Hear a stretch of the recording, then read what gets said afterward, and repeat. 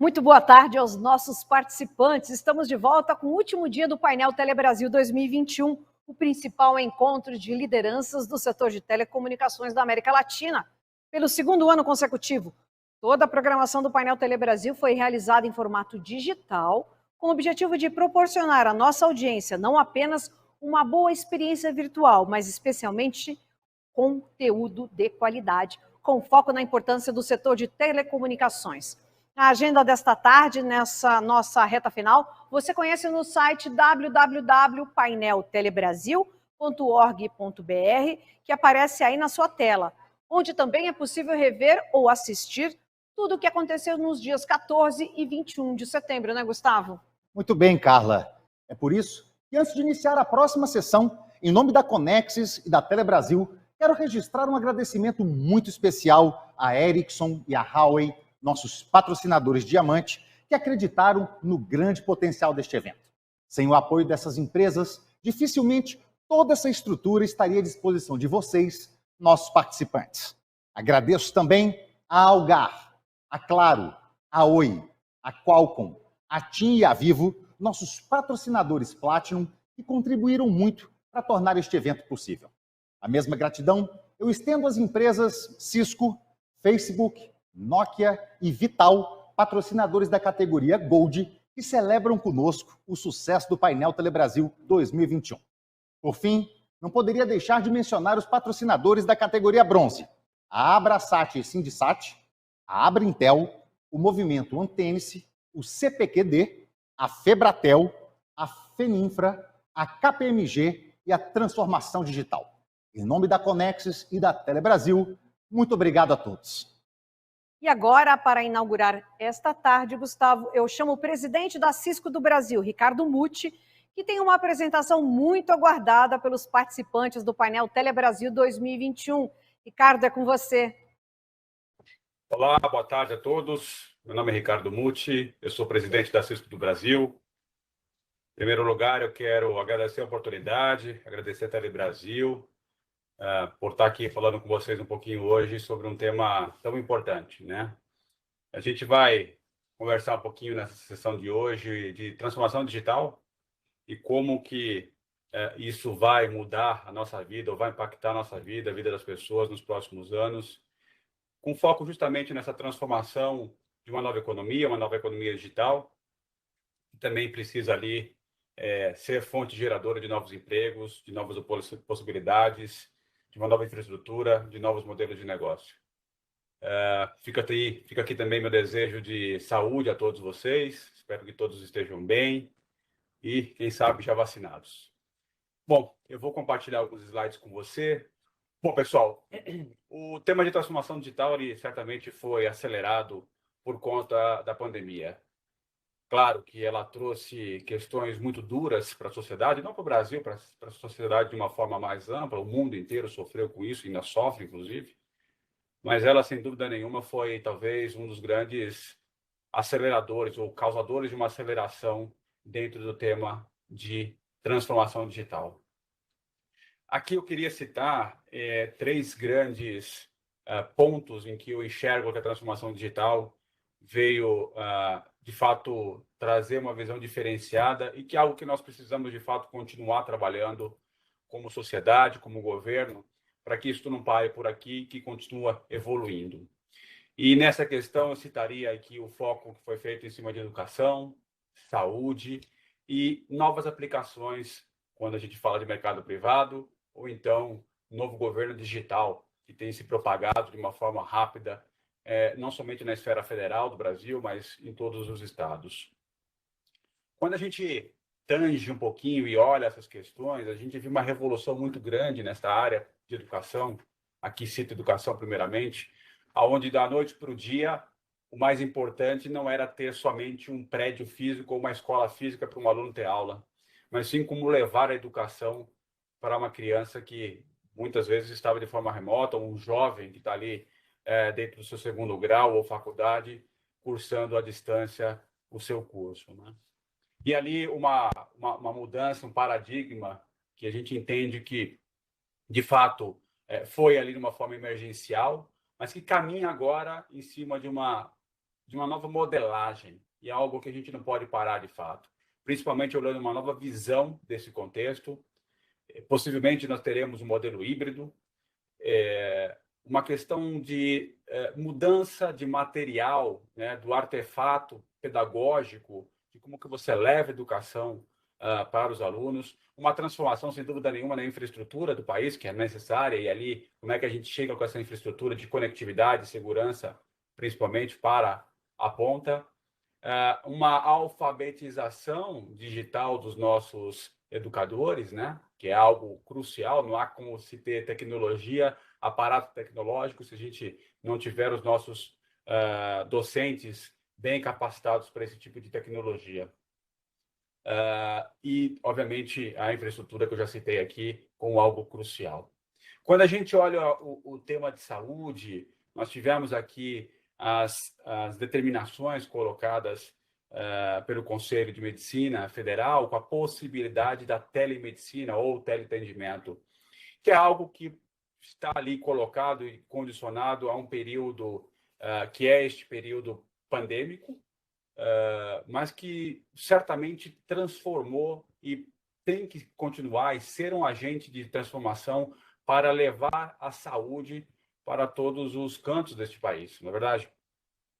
Quando a gente olha aí a possibilidade de análises de exames, a possibilidade de levar um especialista através desse tipo de tecnologia que nós estamos usando aqui hoje, para que ele possa atender a população, isso é de uma riqueza profunda e traz, de fato, a possibilidade de levar e tocar o cidadão, as pessoas, aonde elas estão. Certamente a discussão de telemedicina deve ser amplamente discutida, mas deve ser um assunto que deverá voltar à voga de novo, sem dúvida alguma, para que a gente não perca aí essa experiência que foi esse momento pandêmico, podendo levar esse tipo de solução para atendimento. E a gente vê outros casos, vou citar alguns casos, inclusive aqui nessa minha oratória de hoje, sobre telemedicina, os investimentos que nós estamos fazendo, inclusive aqui na Cisco, para o tema. Outro ponto importantíssimo que a gente olha são essas questões das aplicações ou a visão do novo governo digital. Importante ver a evolução que aconteceu, seja no mercado privado, no mercado de retail, varejo, seja no mercado de governo, ou seja, eu, cidadão, você, cidadão, tomando as informações, tomando uso de serviços do governo de forma digital. Quantas facilidades a gente não viu, vários serviços dispostos no âmbito do governo federal, vários serviços digitais dispostos no âmbito do Estado, com vários já casos de sucesso sendo relatados e reportados por todos. Um ponto importante aqui nessa questão, que ela é diretamente ligada à questão da transformação digital, é como a gente cuida de tudo isso.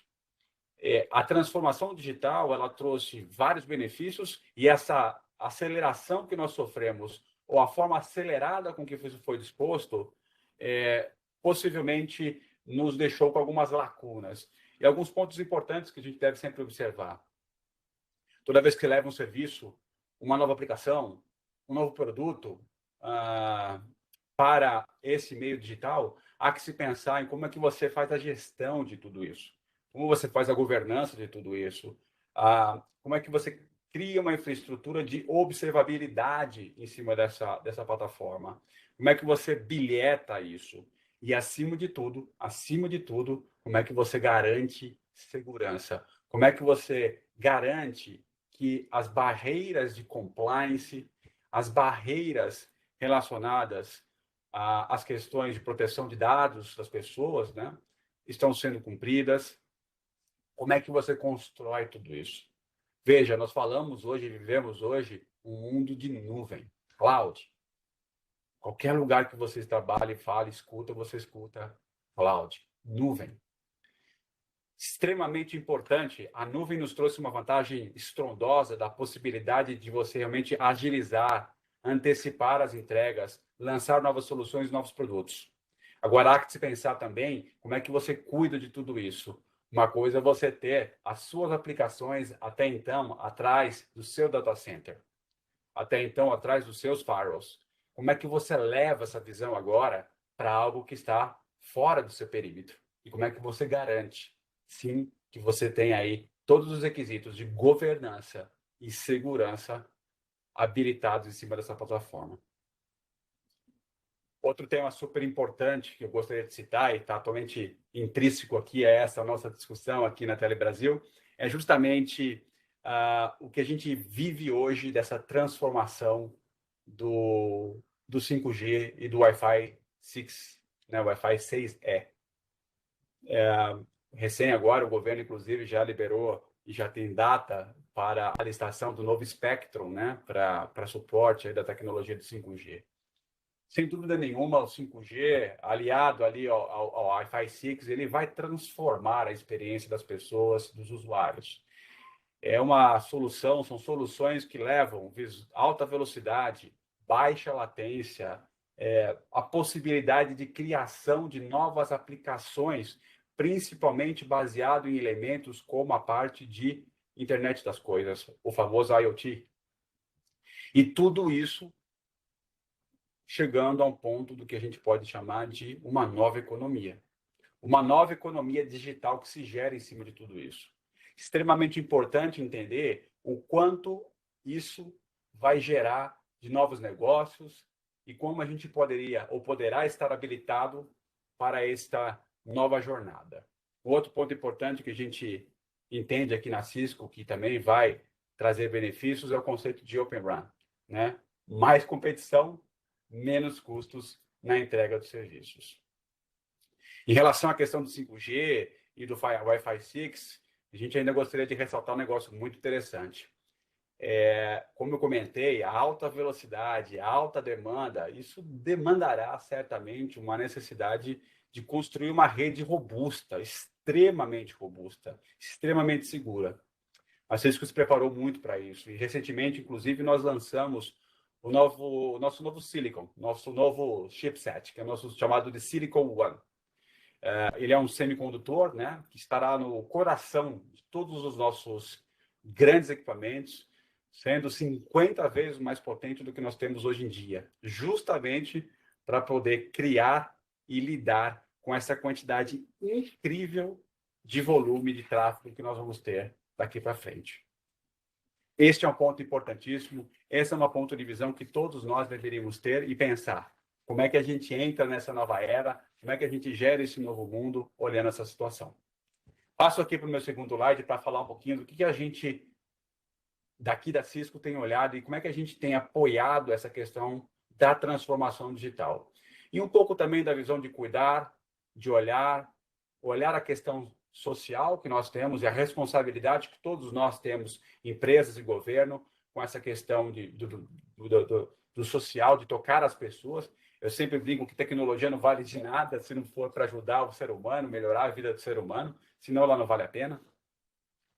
E alguns pontos interessantes, principalmente na preparação dessas pessoas, sejam jovens, seja uma pessoa de mais idade, que já queira fazer essa grande transformação pessoal, a digital pessoal, porque justamente esse é um novo mundo que vai demandar muita gente capacitada, coisa que infelizmente hoje em dia a gente tem alguma defasagem. E veja, isso não é só no Brasil, o mundo inteiro, né? O mundo inteiro.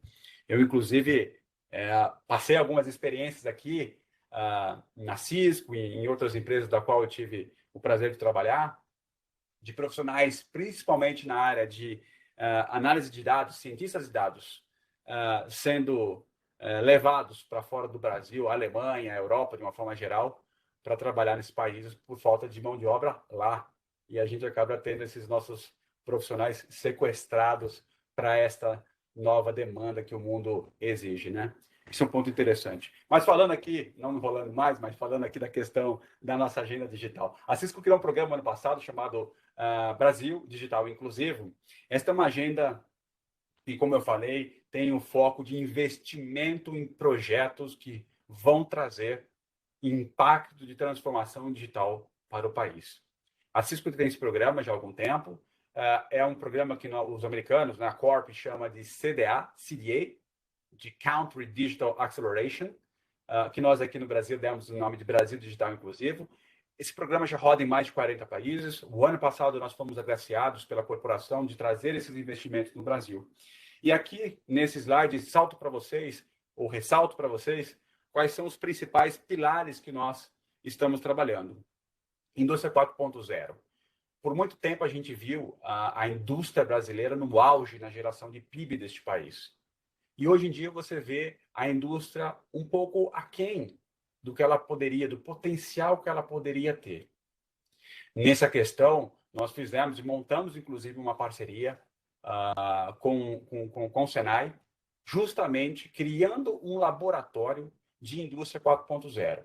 Qual é a ideia? A ideia é trazer a educação da transformação digital da indústria, em especial com as questões de IoT, Internet das Coisas, em chão de fábrica, trazendo, inclusive, empresas que estão startups para atenderem, aprenderem e crescerem junto com este laboratório. Essa é uma visão porque nós acreditamos, de fato, que a indústria tem uma visão de um poder e uma capacidade ainda, atualmente, eu digo, né, aquém daquela que ela poderia ter. E justamente essa fomentação da indústria nacional é algo extremamente importante, da qual nós, aqui da Cisco, temos uma confiança e por isso investimos nessa questão. Outro ponto que eu comento é a educação digital. A Cisco tem feito vários projetos em cunho nacional, inclusive levando não somente a tecnologia, mas apoiando o governo federal e alguns estados justamente nessas novas demandas. Veja, transformação ou a educação digital não é simplesmente você pegar um livro e colocar ele em PDF ou qualquer arquivo de mídia digital, seja ele qual for, na internet. Há que se trabalhar aquilo. Como eu comentei aqui no início da minha fala de hoje, a educação digital, a transformação da educação digital, ela permeia, primeiro, a visão, mudança da visão, transformação do material pedagógico, alfabetização digital do professor e infraestrutura. Eu diria que essa cadeira com 4 pés são fundamentais para que a gente possa fazer isso. E nesse contexto, nós temos investido aqui, criando vários casos de referência, temos uma parceria, inclusive, assinada com o próprio BNDES, no projeto Programas de Escolas Conectadas, justamente para a fomentação desta questão. Governo digital. Esse é, talvez, um dos pontos cruciais. Comentei aqui de vários exemplos, belíssimos exemplos que a gente tem vivido hoje em dia, e eu acho muito bacana isso, porque eu vivo isso como cidadão, mas é algo que a gente, de novo, começou nessa pandemia, fomos acelerados por essa pandemia, mas devemos continuar. E nessa questão também, nós temos trabalhado com alguns estados em especial para justamente fomentar ou acelerar esse modelo de transformação digital. Nós acreditamos que, dentro dessa visão de um governo digital, há que se pensar principalmente em 2 grandes vertentes. A primeira questão é, como é que você, primeiro, é óbvio, né, transformar o que é papel, o que é físico em algo digital, um serviço digital. Mas, antes de se falar de aplicação, nós temos que pensar em infraestrutura. Como é que a gente garante que todas as secretarias de um Estado, todas as dependências, autarquias de um governo, estão ali capacitadas do ponto de vista de infraestrutura, primeiro, de suportar uma demanda digital de um cidadão cada vez mais conectado, de uma forma resiliente, de uma forma segura. E aí sim, um pouquinho das questões que eu comentei da aplicação. Como é que você garante que aquela aplicação é resiliente, é segura, tem gestão, tem governança, está de acordo com as regras de conformidade, do inglês compliance, está em conformidade com o que ela deveria estar. E, acima de tudo, como é que você garante a proteção dos dados, algo super em tema.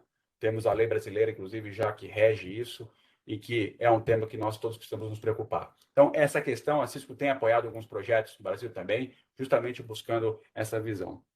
Outro ponto extremamente importante, eu cito aqui uma parceria que nós recém-assinamos também com o InovaHC, justamente nessa questão de telemedicina e tratamento de crônicos.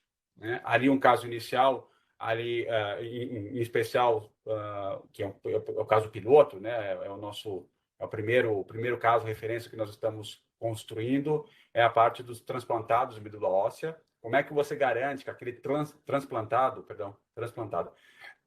faz o acompanhamento, segue a risca ali toda a parte de medicamento, tem um acompanhamento remoto, né, através de uma plataforma robusta que dê a possibilidade de interação, colaboração com o seu médico ou com a equipe de médicos que ele cuida. Esse é um modelo, de novo, que a gente acredita que vai funcionar, já está funcionando, e é o modelo onde a gente sai de um teste piloto para poder aumentar isso para outras áreas da medicina, né? Principalmente na área de crônicos, né? Cardiopatas, crônicos renais. Como é que você cuida dessa população que naquele Pareto, né?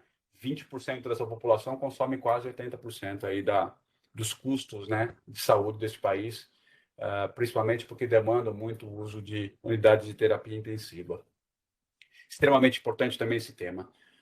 Outro ponto que a gente comenta e faz, esse está alinhado já com a parte de governo digital, é justamente a parte de infraestrutura. Esse é um ponto importante. A gente começa a enxergar no país hoje algo muito, muito, muito bacana, que é justamente um novo modelo, uma nova visão e percepção de como você traz a iniciativa privada em cima de modelos de negócios sustentáveis, juridicamente seguros, para que se possa investir cada vez mais numa infraestrutura digital do país. Então, você vê aí projetos de PPPs, né, parcerias público-privada, caminhando ao longo deste país, em vários lugares deste país, justamente com foco de transformação dessa infraestrutura, né, para que se transforme o Estado, para que se transforme o governo em algo robusto para suportar essa demanda. E mais do que isso, são modelos interessantes porque eles fomentam também a economia local, ou a economia digital local, né? Você vê alguns projetos de PPP onde parte da infraestrutura ela é cedida ou é alocada ao Estado, mas parte dela é aberta ao mercado privado para a utilização daquela infraestrutura. Quando você começa a perceber e ver aí pequenos provedores locais em cidades e municípios se habilitando ou se tornando ali também agente participativo, economicamente falando, dentro dessa nova economia digital. E aqui, 2 pontos da qual a gente tem fomentado muito e estão diretamente ligados nessa questão da transformação digital. A primeira delas, como eu já comentei anteriormente, é a segurança cibernética. Segurança cibernética se tornou algo crucial. Nós vivemos um momento, no início da pandemia, do home office, né? Todo mundo trabalhando de casa. Algumas empresas já estavam um pouco mais preparadas, outras não, e aí saíram colocando seus empregados, colaboradores trabalhando de casa. Algumas foram bem, algumas tiveram alguns problemas, em especial na área de segurança. Invasão, né? Roubo de dados, sequestro de dados, né? O cybercrime hoje ele gera mais dinheiro no mundo do que narcotráfico, né? E a forma de rastrear, ainda mais agora com as questões das criptomoedas, cada vez mais difícil. Então, a questão da segurança cibernética, ela no começo foi da pandemia, aquela questão do vamos fazer, vamos colocar para funcionar. Hoje as empresas, depois de 1 ano e meio, já estão um pouco mais preparadas, mas o tema de segurança, ele é primordial. E é um mercado e uma demanda que vai crescer muito nos próximos anos, até alavancado pelas leis de proteção de dados. A CISP, inclusive, nessa questão, nesse mood de cibersegurança, nós recém-inauguramos o nosso primeiro Cyber Hub de segurança, junto com o distrito na cidade de São Paulo, justamente para fomentar o ecossistema de segurança da informação. É um espaço que está ligado diretamente com a nossa rede de cibersegurança, a Talos, a maior rede privada de cibersegurança do mundo. E esse centro justamente é para que os nossos clientes, governo e as empresas que trabalham e fomentam soluções em cima desse tema de cibersegurança possam estar juntas, possam cooperar, possam estar trocando ideia, possam estar compartilhando novas visões. E aí, vou aqui para o outro tema desse meu slide também, que é a questão do ecossistema de inovação. E aqui um ponto importante, a gente, quando fala de inovação aqui na Cisco, eu gosto sempre de citar o nome de co-inovação. E quem inova não inova sozinho, ele vai co-inovar. Esse é o nosso mundo. Essa é a nossa dinâmica de hoje em dia. Precisamos sempre estar pensando nessa questão da inovação e da co-inovação. Nessa questão, comentei aqui o nosso projeto com o Nova HC. Temos um projeto que vamos lançar no sul do país, com foco muito específico em espaços inteligentes, cidades inteligentes. Como é que a gente pega essa nova infraestrutura, conecta e tira proveito dela? Comentei com vocês esse centro de inovação, co-inovação de cibersegurança, o centro de inovação e o laboratório de inovação que lançamos junto com o Senai, enfim, vários projetos, porque de fato a gente entende que o projeto, que a visão da aceleração, do ecossistema de inovação e dessa questão de startups é algo crucial e fundamental para esta nova economia, para essa nova visão, para essa transformação digital. E aqui, por último, mas não menos importante, a questão do talentos. A Cisco tem um programa no Brasil chamado Cisco Networking Academy. Na verdade, é um programa global que também temos no Brasil. Já temos várias academias da Cisco Networking Academy no país inteiro. Neste último ano, ficamos super felizes porque passamos a barreira de mais de 100 mil alunos formados no Brasil. Acabamos de fazer uma formação específica na área de cibersegurança, onde formamos 2.000 profissionais. Enfim, a gente precisa, de fato, olhar, fomentar e sempre estar investindo nessa questão da geração de novos talentos. Veja, uma nova economia digital demanda uma infraestrutura inteligente, demanda desenvolvimento de novas aplicações, demanda especialistas que vão olhar com a inteligência artificial, com análise de dados, que entendam, os cientistas de dados, nesse caso, entendam dessa informação e trabalhem gerando insights, gerando visões para que nós possamos aí caminhar e fazer essa nova economia girar. Isso é extremamente importante. Aqui no meu último slide, a gente viu aqui uma explosão muito grande aí nas questões de fibra para todo quanto é lugar. Como eu comentei, a multiplicação de vários provedores ao longo desse país, em vários municípios. Temos aí essa questão da aceleração e a chegada do 5G, a aceleração na saúde, na indústria, na educação, no agro. No agro, tem muita informação, muita tecnologia de transformação digital sendo aplicada no agro, né? Comentei aqui também a visão do amadurecimento desse modelo de PPPs para a infraestrutura dos estados, inclusive que passa a ser base e alicerce para essa nova estrutura de economia digital, né? Enfim, pessoal, a gente precisa aí, de fato, caminhar com esses modelos. Claro que dependemos aqui também da visão do governo, na evolução dessa dinâmica, desse aspecto jurídico, desse aspecto de leis, né? Eu gostaria muito aí, ficamos ansiosos aqui em cima de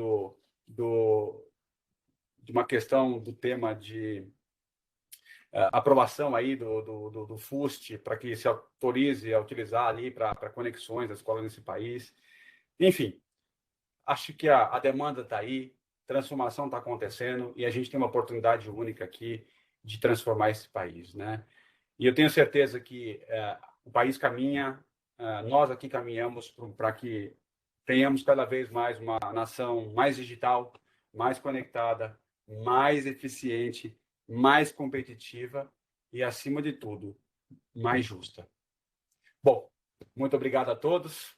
Meu desejo de saúde novamente, felicidades, uma boa tarde e até daqui a pouquinho. Um abraço. Muito obrigada, Ricardo Muti, pela importante exposição. E eu convido agora o professor da Fundação Getúlio Vargas, Márcio Couto, que também temos a honra de receber nesta tarde. Professor, bem-vindo ao painel Telebrasil. O senhor tem a palavra. Bom, boa tarde a todos. Queria inicialmente agradecer ao painel Telebrasil pelo convite. Meu nome é Márcio Couto, eu fui superintendente executivo da Anatel, trabalhei na Embratel, eu acompanho o setor há muitos anos e sou um pesquisador da Fundação Getúlio Vargas. Tá? A gente fez recentemente um trabalho a convite da Abrintel, né, que é a Associação Brasileira de Infraestrutura de Telecomunicações, e o objetivo dessa apresentação é mostrar os resultados e algumas reflexões desse trabalho. Tá? Então, queria pedir à produção, por favor, para colocar a apresentação. Bom, essa é a capa da apresentação, né? Queria agradecer também a Abrintel pelo apoio, tá? Por favor, um slide. Então, os objetivos do trabalho, basicamente foram analisar o impacto da infraestrutura passiva, né, para a nova geração de telefonia celular, né, mais conhecida como a quinta geração ou 5G, e analisar um pouco os cenários de tributação do setor de telecomunicações e os impactos que as propostas que estão ocorrendo ao longo dos trabalhos de reforma tributária no Congresso podem impactar esses investimentos e acelerar ou reduzir a velocidade de implantação dessa nova tecnologia, que é uma tecnologia que tem um impacto econômico muito relevante para o país. Por favor, um novo slide. Bom, aqui é para falar um pouco de infraestrutura de telecomunicações, né? O Brasil tem em torno de 70 mil torres, e a Abrintel responde por 70% desse mercado, tá? E vem investindo ao longo dos últimos anos em torno de 15 bilhões de reais para colocar toda essa infraestrutura, aquilo que a gente chama de infraestrutura passiva de telecomunicações, né? Apesar desse enorme investimento e desse grande esforço, o Brasil ainda tem taxas de cobertura por estações de base, ou mais conhecido como ERB, ainda bastante inferiores às de países desenvolvidos, né? Então, você tem uma proporção nos países desenvolvidos de 1.000 usuários por ERB, enquanto o Brasil está girando em torno de 2.000 usuários por ERB. Então, assim, o desafio para telecomunicações, na medida em que o número de ERBs há uma demanda para um aumento muito grande no número de ERBs, o desafio é como acompanhar esse processo de transformação, como propiciar a infraestrutura necessária para esse desenvolvimento, diante de reformas tributárias e de outras modificações na legislação federal. Tá? Então, esse é um pouco o objetivo. Mais um slide, por favor. Isso aí mostra um pouco a questão da infraestrutura passiva, a ideia da quinta geração usando radiofrequências mais elevadas, isso passa a exigir um maior número de antenas, né? Então, as estimativas do Sindtele Brasil montam ao número de 10 a 15 vezes maior de antenas do que as necessárias em tecnologias anteriores, e isso coloca uma série de desafios. Desafios do ponto de vista da regulamentação dos municípios, desafios do ponto de vista da legislação de antenas, do ponto de vista da legislação tributária e assim por diante. Então, embora o 5G prometa um enorme impacto em termos de crescimento e desenvolvimento econômico, ele traz junto a si um grande desafio de superar barreiras da legislação que naturalmente e tradicionalmente andam com uma velocidade menor do que as mudanças tecnológicas. Então, mais um slide, por favor. Uma das coisas que vem sendo estudada é o impacto econômico da quinta geração de celular sobre a economia global e a economia brasileira, né? No caso da economia global, alguns estudos mostram que a cadeia de valor, um estudo da IHS Markit, mostra que a cadeia de valor do 5G vai impulsionar a economia global em 3,6 trilhões de dólares, com uma geração de 22,5 milhões de empregos até 2035. Então, isso é uma contribuição imensa dessa nova tecnologia para a expansão da economia global, né? No Brasil, são estimados investimentos em 345 bilhões de reais até 2029, que é o período dado pela Anatel para a implantação total do 5G. E há uma estimativa ainda conservadora de 6 bilhões só em investimentos em torres para suportar as estruturas de antena que vão ser necessárias para o Brasil, né? Se a gente fizer uma analogia com um estudo chamado Digital Spillover, feito pela IHS também, a gente mostra que para cada investimento de $1 realizado, o impacto na economia chega a $20. Então, se a gente fizer uma aproximação, usar esse multiplicador como uma proxy, esses investimentos de 6 bilhões estariam contribuindo para a economia em torno de 120 bilhões de reais, que é um número bastante expressivo. Mais um slide, por favor. Do lado da tributação, isso coloca uma série de desafios, né?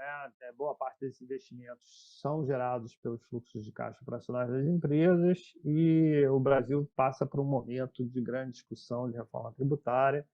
Então, é importante simular as várias propostas. Existe uma enorme quantidade de propostas no Congresso Nacional.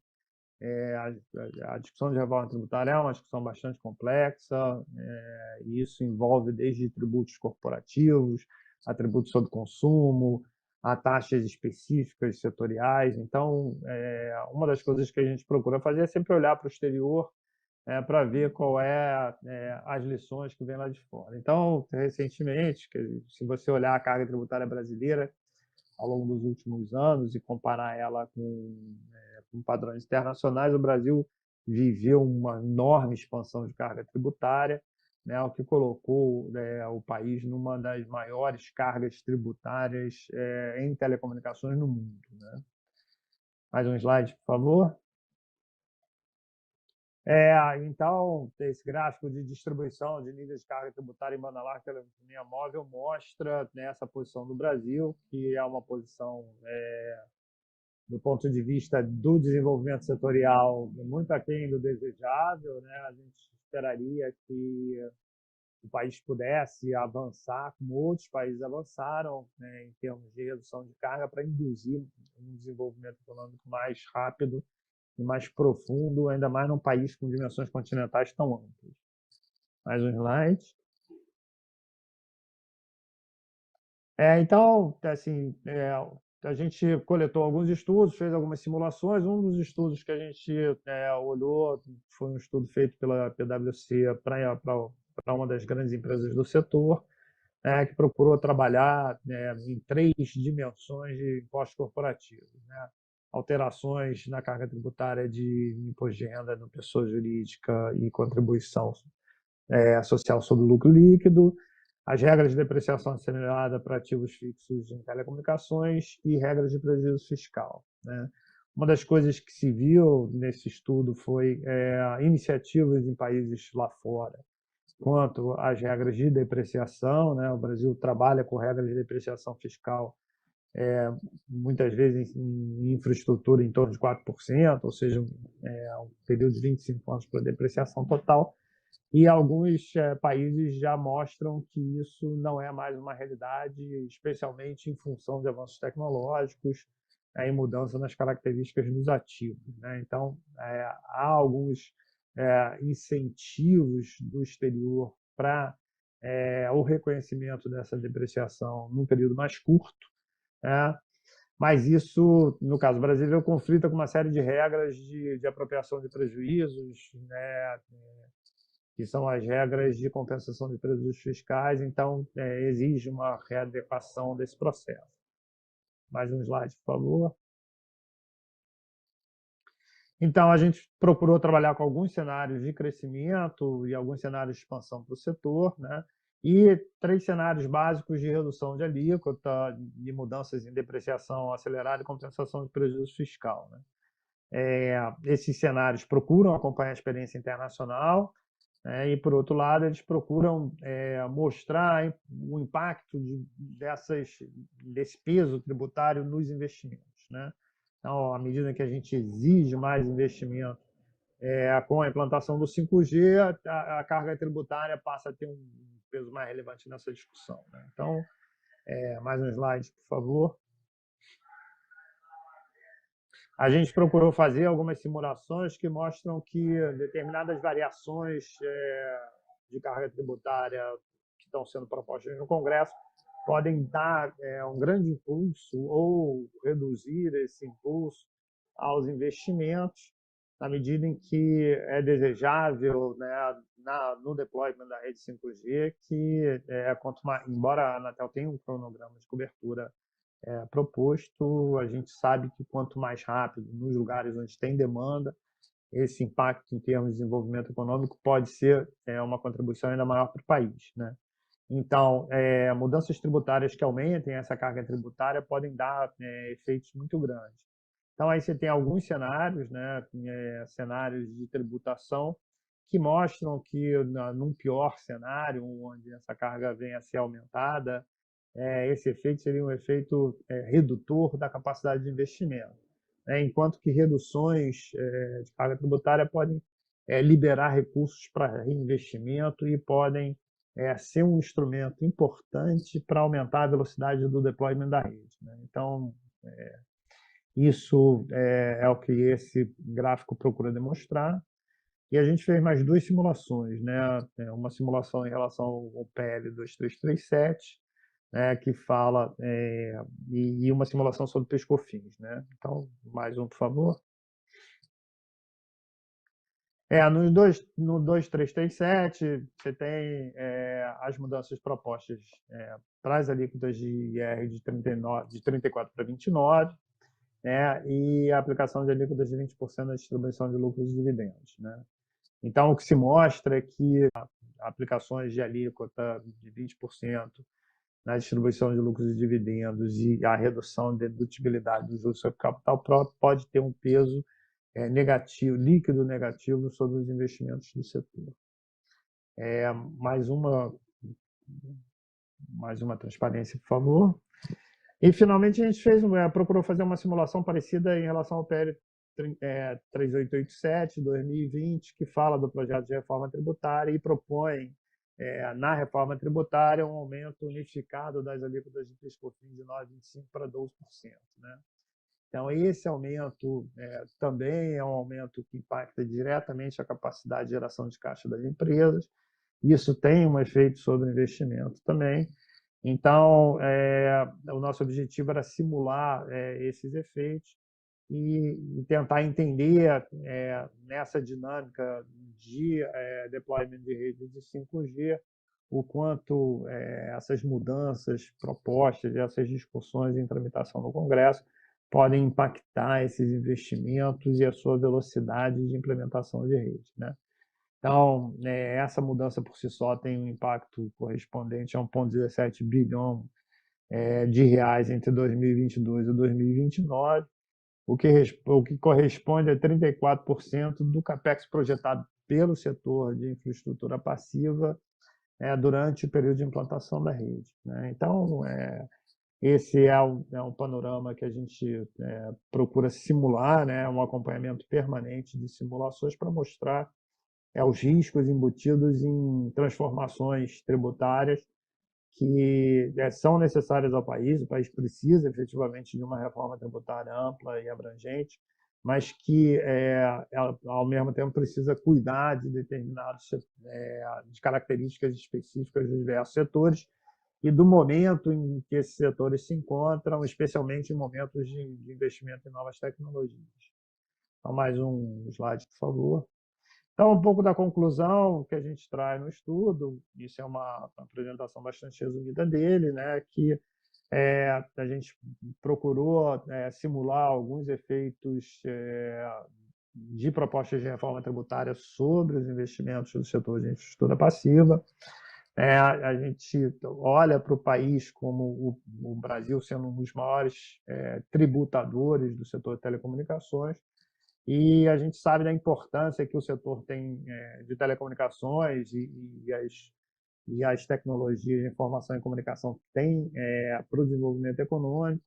Então, diante de uma janela de oportunidade de uma implantação de uma nova tecnologia com um potencial de transformação tão grande quanto o 5G, que tem efeitos na indústria, tem efeitos no setor de saúde, tem uma capacidade de disseminação de impacto sobre a produtividade nacional enorme.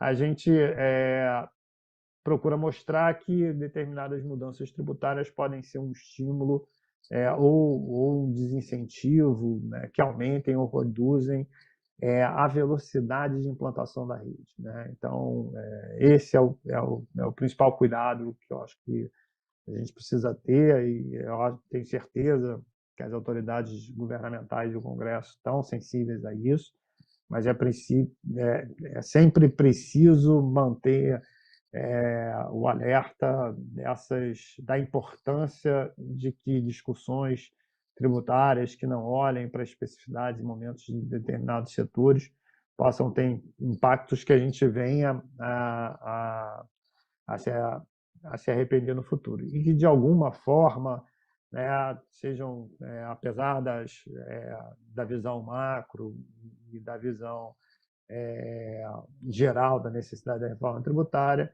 é importante sempre considerar, quer dizer, os efeitos que isso tem nos momentos em que se encontra a economia e no momento em que se encontra o desenvolvimento tecnológico. Tá? Então, como eu disse no início, o objetivo dessa apresentação é colocar alguns pontos que a gente acha mais relevantes desse estudo.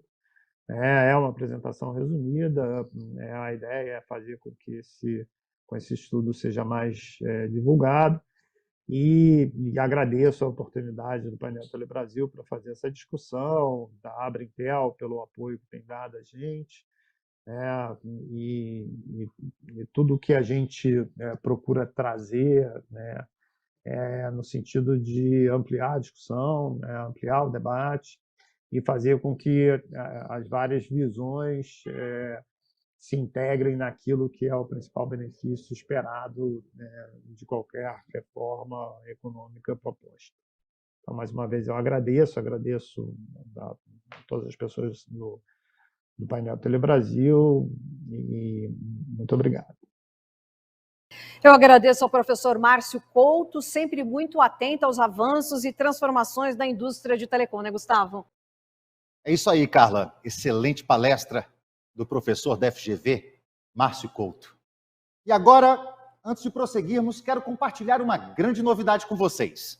Estamos lançando oficialmente este ano o Telebrasil Academy, um programa de disseminação de conhecimento e informações ao setor público sobre as principais inovações no ambiente da conectividade. O piloto do Academy surgiu no ano passado, em parceria com a Ericsson, e esse ano repetimos a dose em um modelo ampliado, realizado em cooperação com a Secretaria de Governo Digital do Ministério da Economia e com a Secretaria de Telecomunicações do Ministério das Comunicações. E os cursos, viu, Gustavo, são exclusivos para servidores públicos e acontecem nos dias 25 e 26 de outubro e também nos dias 8 e 9 de novembro. Esta primeira edição visa aprofundar o conhecimento sobre 5G junto a gestores e formuladores de políticas. Fiquem ligados que logo traremos mais informações sobre esta primeira edição, feita em parceria com a Ericsson. E como eu venho alertando, a plataforma de transmissão do Painel Telebrasil 2021 está organizada de acordo com as atividades da nossa programação. Ou seja, ao final de cada sessão, para continuar conosco ao vivo, você precisa acessar a janela do próximo conteúdo que aparece aí na sua página de transmissão, ok? Eu volto a encontrar com vocês em poucos minutos.